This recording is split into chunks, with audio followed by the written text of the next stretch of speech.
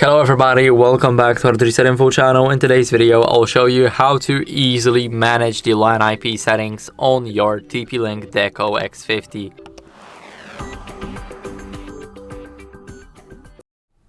So first, what you guys want to do is go over to more in the TP-LINK Deco app. Now here, go to advanced, and in the advanced settings, go to LAN IP. Here we will be able to change the LAN IP. We just need to click on it, and here, as you guys can see, we can basically manage it.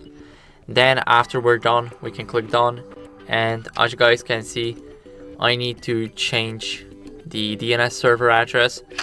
So basically after I change that, then everything would work. So that's basically how it works. I hope this video helped you. If it did, then leave a like, sub, and a comment, and I'll see you in the next one.